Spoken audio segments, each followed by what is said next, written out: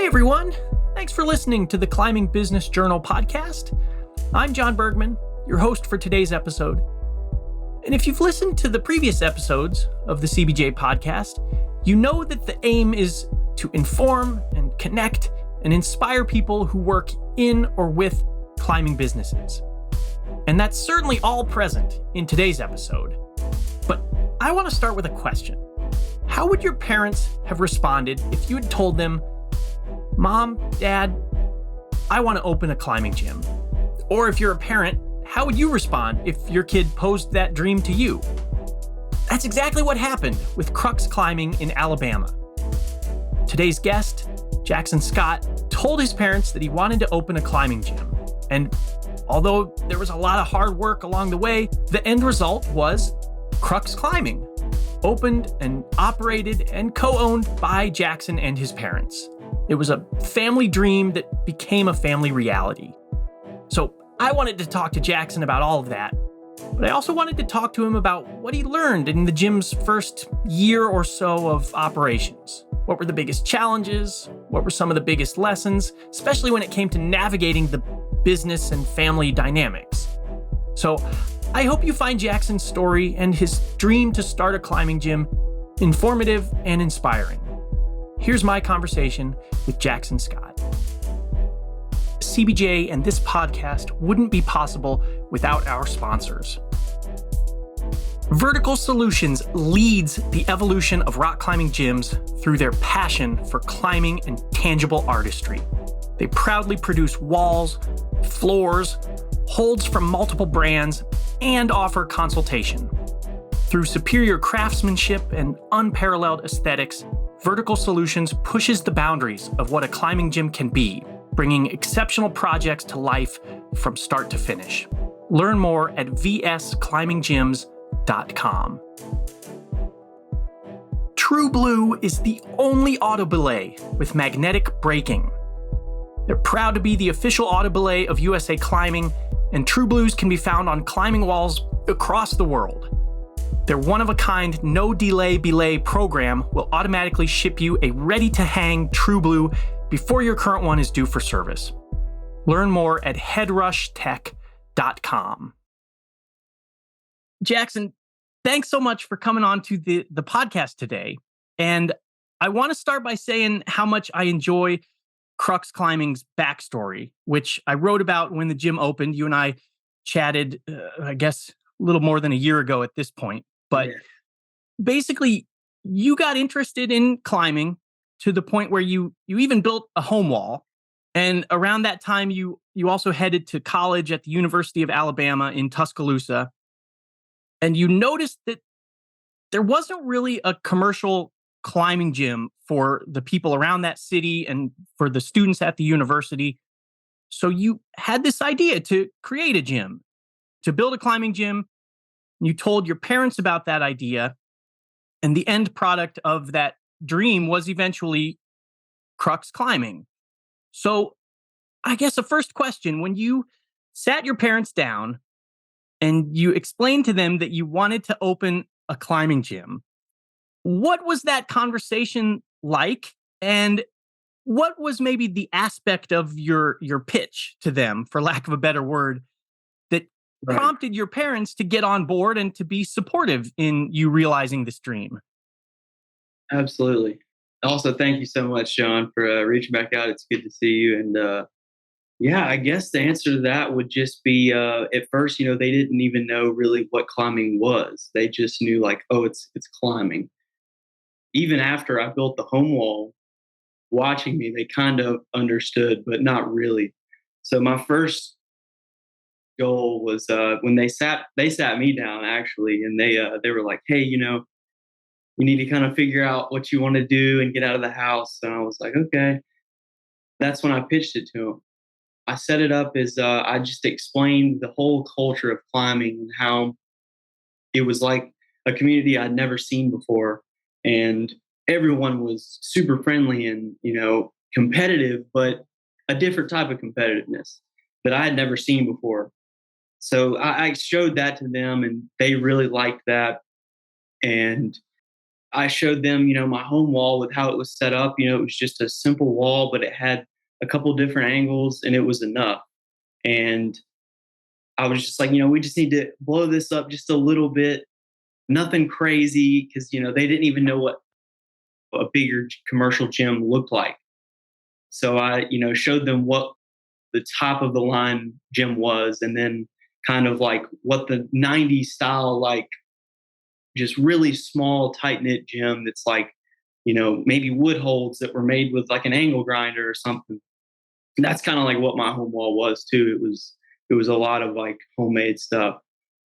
I really pitched that to them, and honestly, I definitely got lucky. My parents are wonderful people, and they believed in me, and they were like, even not really understanding climbing, knew like, okay, if he's this passionate about it, and was willing to go the steps of like building a home wall and get involved with like what it takes to start the process, that I was serious about it. They definitely stood by me with just every idea that I had. I love that your pitch to them, or the sizzle to them, was okay. It's like a home wall, but bigger. Right, That's, right. and that was enough to get them on board. And I would have friends come over and they would climb with me, like the guys that got me into climbing. It was just us hanging out, listening to music and climbing with the garage door up with the sun going down. So it was like just this perfect moment. And I was like, this could be enjoyed by so many more people. And it's something I loved. I was like, I hope I could do something like this for the rest of my life, that I'm so passionate about it. That's kind of how it branched out. Another aspect of Crux's story, your gym's story, is that you took some time off of school. I said that you were in school, University of Alabama, but then you took some time off.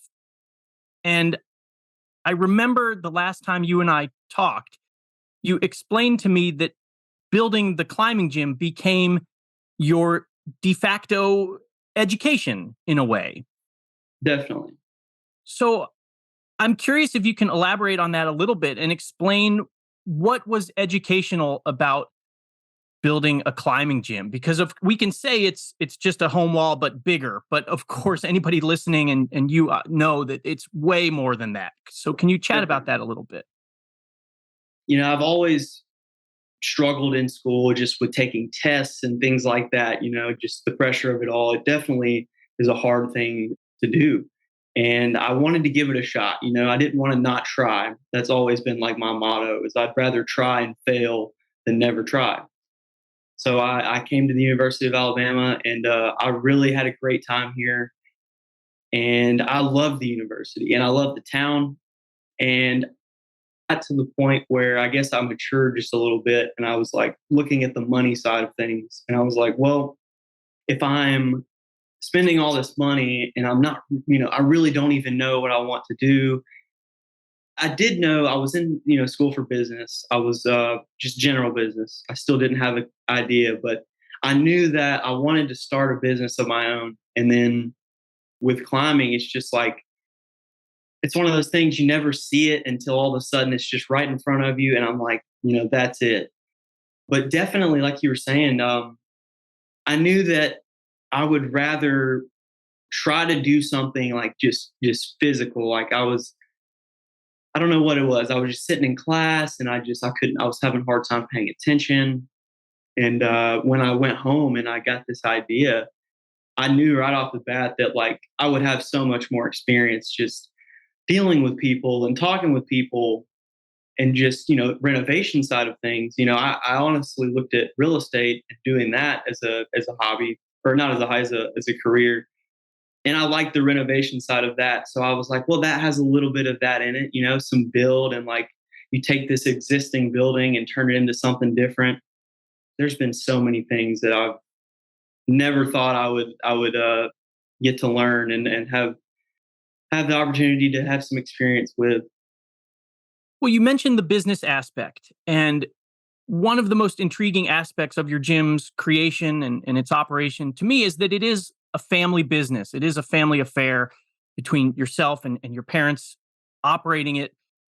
Can you explain how the duties are divvied up a little bit? And I guess a larger question, have there ever been any instances where the family dynamic complicates owning a business? Yes, there are definitely a few things that complicates it. Overall, I would say that it's wonderful just in the fact that like even though my parents are definitely like, we're a three-way owner evenly, and they definitely have as equal of the say as I do. They definitely still trust me as like just like it was in the beginning.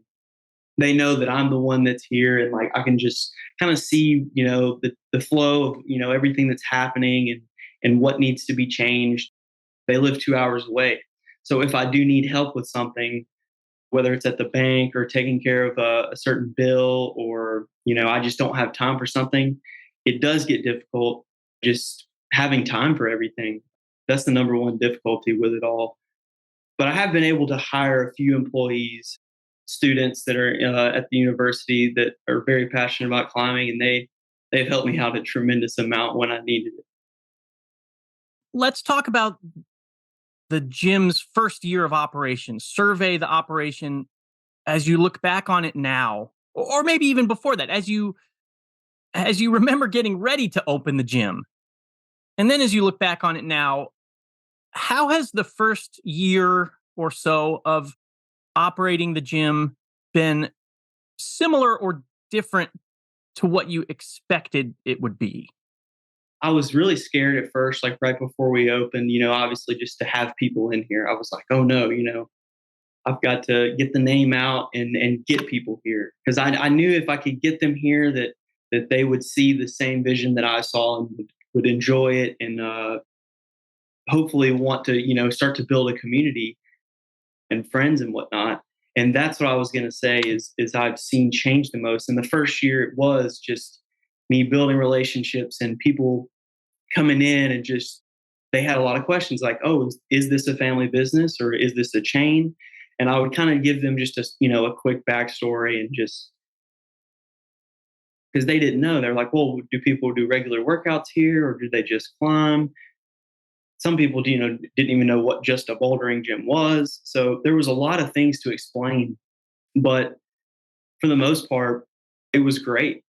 It was definitely slow times, but it was great just seeing people's faces, see something new in the town for the first time and like something new to try. And then for the people, of course, that climb, just having a really cool wall that they had never seen before with new stuff.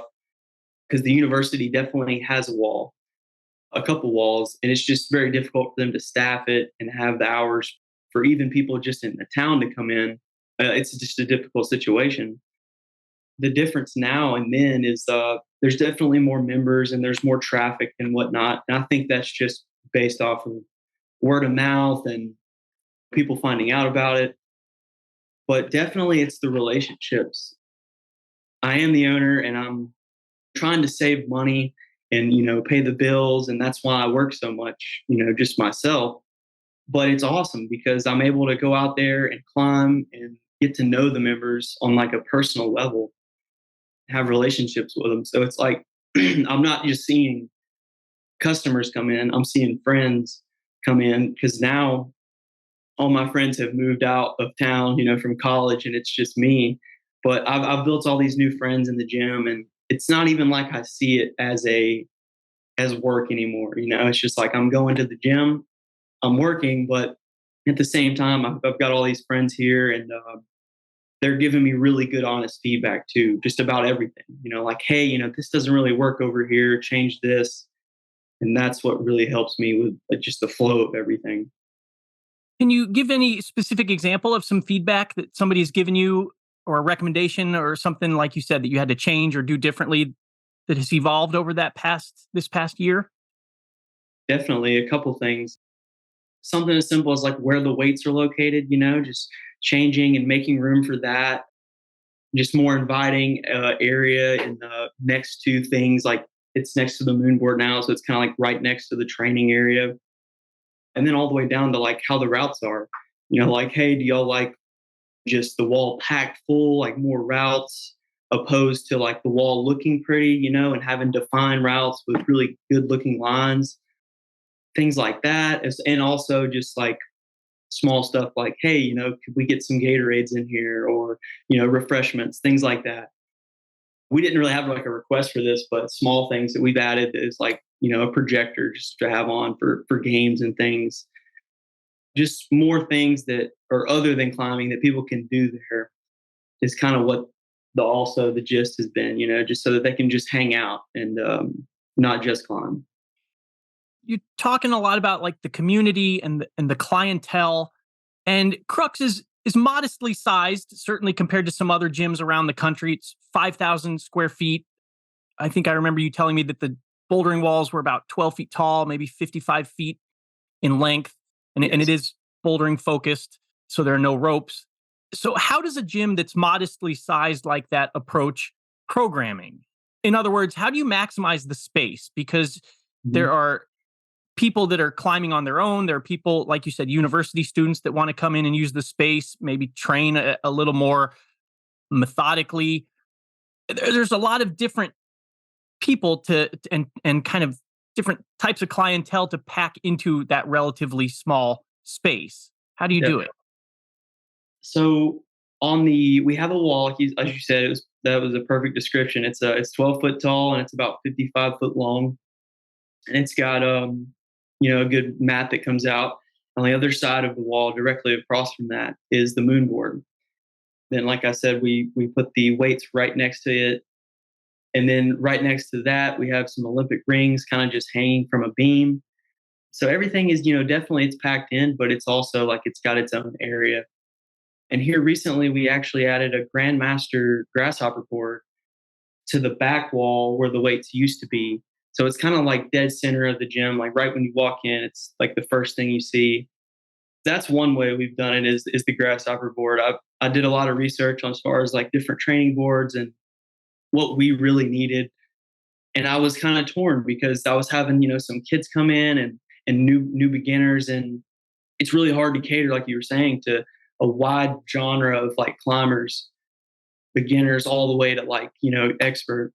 And honestly, that was a huge addition that I think we had to have was the grasshopper. The adjustable Grandmaster, so it's able to go up to the easier like 10-degree incline, and it's got easier holds on it. So I've had some kids be able to get on it. So it's like I wanted a kids wall specifically, for them. But then again, I was like, I still want to stick to the training, and that still gives it, the 60-degree overhang with crazy slopers, and so that has definitely helped us out with the variety. I guess the big question, maybe, what lessons have you learned as the owner or co-owner with your parents, as the operator of this gym in its first year plus? What are the big bits of wisdom that you've acquired? I'd say the most important one is that I'm not trying to sell a membership anymore. Like I am at the base of it, but at the same time, I'm not.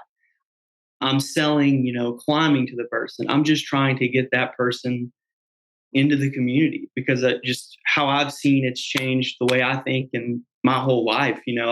I never would have imagined that I would be climbing at all. So I definitely have just shifted my mindset to like, it's not important whether they get the membership or they're coming every week for the money. It's about building a relationship with the person and just making them feel at home, and at the same time introducing this awesome sport. That's a huge one.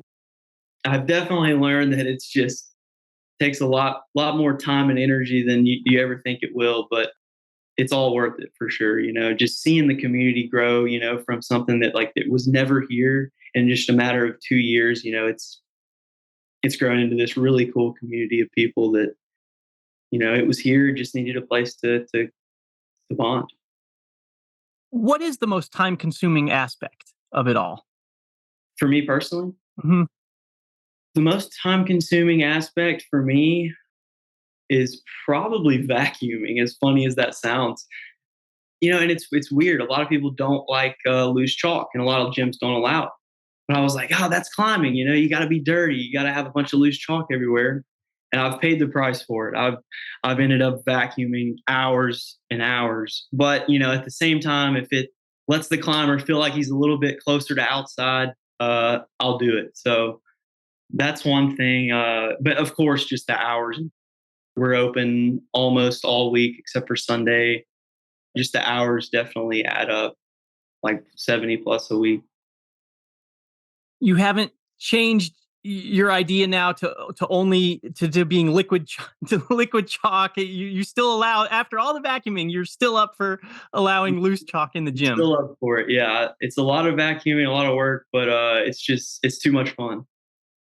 Well, maybe as a kind of a closing question, there was a time in the industry where almost every gym that opened was created by just a passionate climber, or maybe a family of climbers, or by a couple of friends who partnered up, sort of that grassroots mom and pop business model. And that's not always the case now. Some gyms are part of big national chains with multi-million dollar investments and investors. But if there is another family somewhere that hears your story and gets inspired and wants to open up their own climbing gym in that same mom and pop model, for lack of a better word, what advice can you give to that family? No matter what it looks like, whether how many doors seem to close, don't give up on it, because those need to exist. And there will always be those big gyms that are awesome. And at the same time, there's something about the close knit and the smallness of the gym that it's just people are drawn to it. They feel like it's something that they're a part of, and they are. Not to say that big gyms aren't, but it's just a definitely different feel when you walk into a gym and that there's only a couple people on the wall, or you're able to talk with the owner, or get that backstory on how it opened, and have them tell you how they got into climbing on a personal level. Definitely don't give up on any opportunities that look like, oh, there's just no way that we can make it happen. There's always a reason for something happening. So whether that's losing the building that you wanted, or not having a hard time finding a company that's going to build your wall for you, always look and keep sourcing out other ideas and options. Never just accept the failure. Always look for a solution. It's interesting that you say don't give up, because part of your gym's story, which we didn't really even get into, but part of your story is that you were opening up during the pandemic, basically, right? Like that timeline aligned with your gym's opening, or the planning of your gym and the construction of your gym and stuff like that. So I think the don't give up philosophy has pretty unique application when it comes to your gym and all the closures, forced closures, recommended closures, all that stuff that happened along with the pandemic. But you managed to navigate it. Absolutely.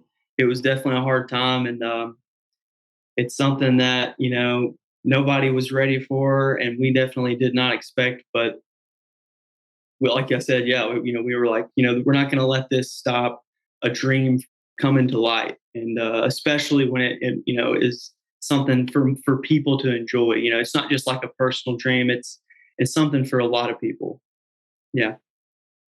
Well, Jackson, this is great to circle up with you again a year later, a year after we talked and I reported on the gym's opening. We'll have to circle up again. I want to hear these periodic updates about how everything's going. I'm excited that the gym has connected with the community there, and it sounds like it's really serving a purpose for a lot of people, which is great.